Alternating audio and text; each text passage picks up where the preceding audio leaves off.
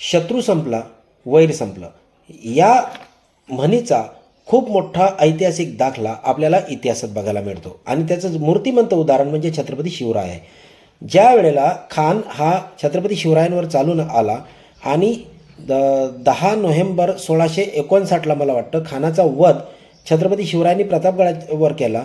त्यावेळी आपल्या मराठ्या मावळ्यांचं म्हणणं असं होतं की याची कबर आपण या ठिकाणी बांधू नये, परंतु छत्रपती शिवरायांनी त्यांना सांगितलं शत्रू संपला वैर संपला आणि म्हणून छत्रपती शिवरायांनी अफजल खानाची कबर आपल्या प्रतापगडाच्या पायथ्याशी बांधली.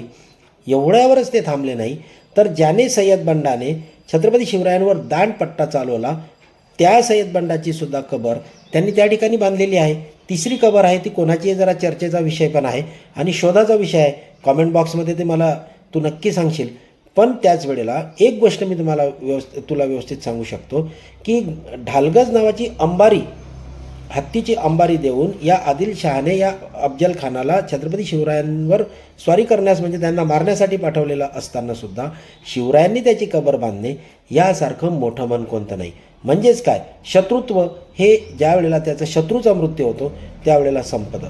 एवढंच नव्हे तर अफजल बुरुजसुद्धा इतिहासामध्ये दाखला आहे की छत्रपती शिवरायांनी अफजल बुरुजसुद्धा त्या ठिकाणी निर्माण केला त्याच्या नावाचा.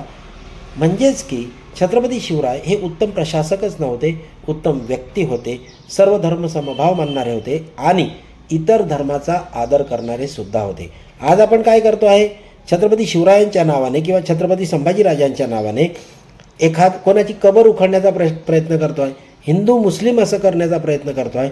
पण असं न करता छत्रपती शिवरायांनी संदेश दिला आहे की शत्रू संपला वैर संपलं.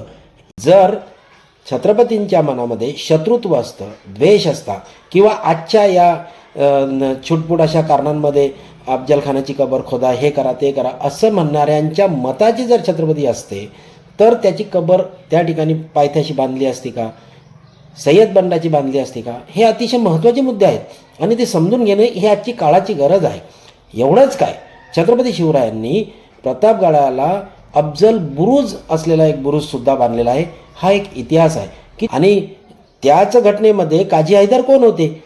आणि जी तिसरी कबर आपल्याला प्रतापगडाच्या पायथ्याशी दिसते ती त्या कृष्णाजी भास्कर कुलकर्ण्याची तर नव्हे ना, असा जो चर्चेचा विषय चालतो यावर आपलंही मत आपण मांडलं पाहिजे. व्हिडिओ आवडल्यास लाईक कॉमेंट व शेअर करायला विसरू नका आणि या व्हिडिओ खाली कॉमेंट करायला विसरू नका. जय हिंद, जय महाराष्ट्र, जय शिवराय.